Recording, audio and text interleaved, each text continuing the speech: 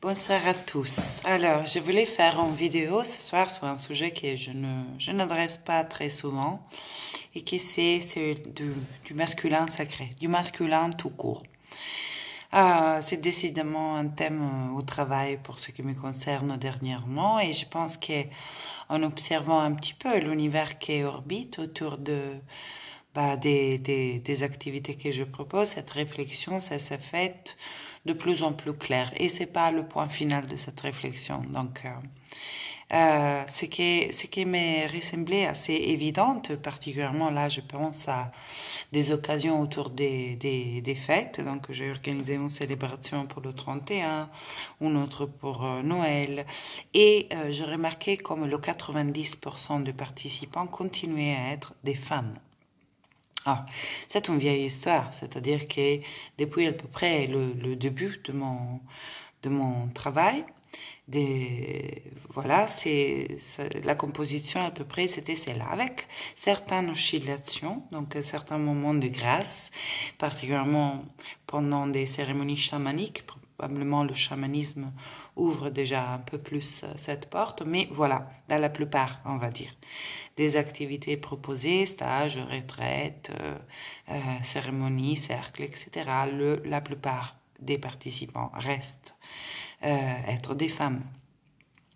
Depuis le début, donc depuis il y a 4 ans, ça n'a pas vraiment significativement évolué, c'est là. Par contre, ce que je remarque est que les participants hommes qui viennent donc dans cette moment de partage, d'expansion de la conscience, d'exploration de la conscience, ils ont la tendance à vraiment quand même être engagés dans leur exploration. Donc généralement, ce sont des personnes qui viennent et reviennent. Bon, aussi les femmes, mais je remarque qu'il y a un vrai désir, un vrai appel à la reconnexion à soi, au cœur de soi, à l'être que nous sommes, au divin que nous sommes, à notre féminin, à notre masculin, etc.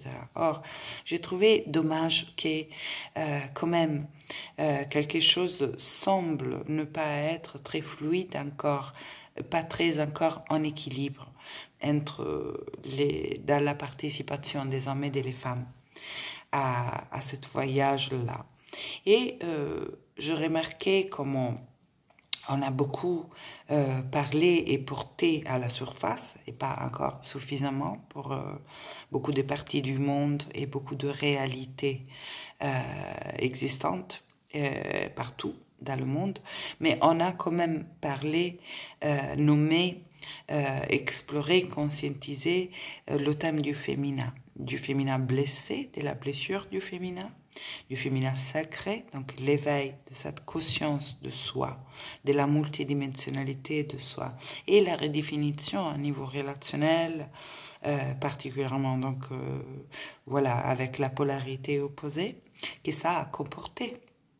Donc, pour simplifier, bien que la dynamique est toujours bien plus complexe de ce qu'on peut résumer en quelques mots, pour résumer, c'était une déclaration, on va dire, de changement de paradigme, dans le paradigme de l'abus, de la violence, de la domination, d'un côté, donc de la polarité masculine, on peut dire, pour se simplifier la vie, et je suis très consciente que la réalité, je tourne à dire, est plus complexe que ces simplifications, mais pour se comprendre, pour arriver quand même aux réflexions communes, il y a ce chemin-là de la domination, de la violence, de l'écrasement,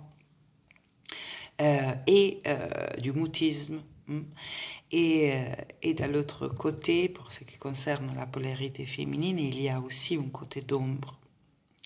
Et c'est important d'en devenir consciente, parce que le risque, autrement, est de vivre une oscillation entre la victime et le rebelle, plutôt qu'être tout simplement co-responsable. Ça n'élève à rien à la souffrance d'éventuelles expériences d'abus, de violence, etc. Et d'ailleurs, je ne cache pas d'être été moi-même dans cette histoire. Donc d'avoir une histoire d'abus, d'avoir une histoire de violence de la part des hommes. Donc je connais ce thème jusqu'au plus profond de mes cellules. Et ça est un long chemin. Par contre, ce que je trouve important et empowering, qui nous redonne quelque part le pouvoir, est la prise de conscience qu'il existe cette côté d'ombre dans le féminin et que c'est cette côté d'ombre qui peut jouer cette danse avec la côté d'ombre du masculin. Donc, est un des aspects de l'ombre du féminin, donc des expressions du féminin blessé, est le féminin dépendant et la dépendance. Donc, se percevoir manquante d'une plénitude de ressources, d'une plénitude, et donc être en quelque part prête à acter différentes stratégies pour soigner, soulager cette dépendance affective. Stratégies qui peuvent prendre la forme du chantage émotionnel, stratégies qui peuvent prendre la forme de la sauveteuse, stratégies qui peuvent prendre la forme de donc, la victime. Et pouvoir nommer les choses pour ce qu'ils sont, je trouve c'est important. Parce qu'il y a quelque part un des risques, et il y a une infinité de bénéfices, mais un des risques de cette focalisation du féminin peut être celui-là de faire coalition entre femmes, de se reconnaître en tant que victime, et on l'est, à bon droit, comme moi je l'ai été d'un abus. Mais à un autre niveau, reconnaître aussi quel aspect de la blessure du féminin je porte en moi et comment ça impacte mes relations, quelle marge de choix ou de pouvoir ou de puissance, si vous voulez, sous ça je peux récupérer et qu'est-ce que ça change dans la dynamique à l'autre, parce que la côté blessée du féminin, elle peut aussi blesser le masculin. Et j'ai eu une relation avec un homme, et j'ai connu beaucoup d'hommes, aussi en accompagnement, qui ont vécu une relation à la mère très souffrante. Donc, qui ont subi un envahissement, une projection sous l'enfant d'être en quelque part celui qui répondait à cette vide intérieure perçue par la femme qui ne se reconnaît pas dans sa plénitude. Et ça a aussi des effets importants.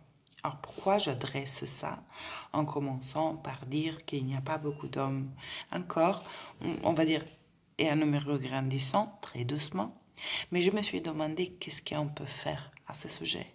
Et certes que je ne veux pas lever la responsabilité de la partie qui concerne le masculin, les hommes là pour se simplifier la vie, qui essaient de se questionner par rapport à cette peur de participer à ce monde, d'être entouré effectivement par une présence féminine, d'être dans une invitation à l'exploration du féminin en eux-mêmes, dans eux-mêmes. Et je me demandais, voilà, qu'est-ce que ça, c'est la responsabilité des hommes de chercher leur axe par rapport à ça et de décider ou pas d'être participant actif parce qu'on a besoin d'une union, pas d'une autre séparation, on a besoin d'avancer ensemble. Pas de se porter les unes avec les autres, sans doute, mais pour qui sent la flamme d'aller à reconnecter la vastité en soi et de l'amener, incarner dans la relation à l'intérieur des deux polarités et à l'extérieur avec la polarité féminine. Pour ceux qui ressentent cet appel, mon invitation, ça serait de aller au-delà de cette peur de la rencontre avec la côté blessée du féminin, tout comme aller au-delà de la sensation d'être héritier d'une faute lourde vis-à-vis duquel je rencontre plusieurs hommes. Ils se sentent quelque part coupables. En l'ayant agi eux-mêmes une certaine violence, une domination, une tendance à l'abus, ou pas, mais qui se sentent quelque part héritiers de cette réalité de leurs ancêtres, des hommes, on va dire, donc de l'ombre du patriarcat. Mon invitation, ce serait d'aller au-delà de ça, et d'avoir confiance qu'on veut se rencontrer dans un lieu où on peut se reconnaître pour qui nous sommes. Pas pour nos projections, pour les projections de nos blessures passées. Et l'invitation aussi pour les femmes, ça serait, et Dieu sait combien ça met à cœur, ce thème. J'anime des cercles de femmes depuis le tout début et c'est une des choses qui met le plus profondément à cœur pour l'intensité qui ça ouvre, pour la chaleur, pour la compassion, pour la résilience, pour l'empathie à laquelle on touche et pour la magie, pour la puissance à laquelle on touche ensemble. Et ça, c'est un mot-clé, ensemble. Et ensemble, ça doit pouvoir être accessible, en tout cas c'est mon souhait, aux hommes comme aux femmes. Et aux hommes et les femmes ensemble. Donc l'invitation pour les femmes, ça serait allons-y à regarder notre côté d'ombre. A été et c'est pour beaucoup de femmes qui encore vivent des situations de violence, c'est fondamental d'énoncer ce qui est injuste, le nommer pour ce qui est. Mais ça suffit pas. Parce que quelque chose en nous a amené quand même dans ce schéma. Et si on ne veut pas le répéter, est OK de regarder à l'intérieur de nous comme notre responsabilité, habilité de réponse à ce qu'on a vécu. Et cette réponse, s'il reste une sensation d'être été victime, en fait, elle nous coupe de ce qu'on désire le plus au fond de nous, tous, qui est la récomposition, l'harmonisation, l'équilibre et le mariage des polarités. Donc, pouvoir faire un travail en toute douceur de reconnaissance de nos peurs par rapport au masculin, de nos jugements par rapport au masculin, de nos projections sous les hommes que nous rencontrons aujourd'hui, de nos sensations de manque, de vide qu'on a inconsciemment cherché à combler à travers des formes différentes de dépendance affective. Cette illusion d'impuissance qui a provoqué beaucoup de cette dépendance sont des thèmes à explorer, à nommer, à reconnaître, à posséder, c'est-à-dire assumer qu'ils sont les nôtres. Et qu'il n'y a pas une polarité fautive. Il y a été une danse difficile à vivre, co-créée, où on peut reconnaître de façon très nette des injustices et les nommer pour ce qu'ils sont, et en même temps aller au-delà maintenant. Reconnaître qu'il y a quelque chose qui a besoin d'être soigné dans le féminin, tout comme il y a quelque chose qui a besoin d'être soigné dans le masculin. Et paradoxalement, il y a beaucoup dans les hommes conscients que j'ai la chance et la joie de recevoir dans mes cercles. Le fait de voir combien encore il y a un écho de culpabilité. Comme si on a même peur.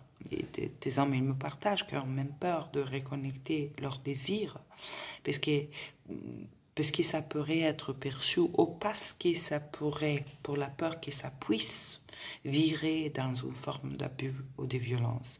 Donc, une sorte d'enfermement, de contraction qui ne permettent pas non plus pleinement l'exploration de soi. Donc, moi, je crois qu'hommes et femmes, on a un côté de lumière, un côté d'ombre, et que les espaces sécurisés pour pouvoir les conscientiser sans jugement, pour pouvoir les accueillir, ces ombres. Et avec l'intention, certainement, de ne pas les laisser être celles en charge de guider nos choix, nos comportements, d'avoir des espaces où ça peut se vivre et où on va au-delà de l'illusion qu'il y a un coupable et une victime, et on se souvient de l'unité de toutes choses et du jeu des polarités négatives, positives, nuit, jour, qui produit l'expansion.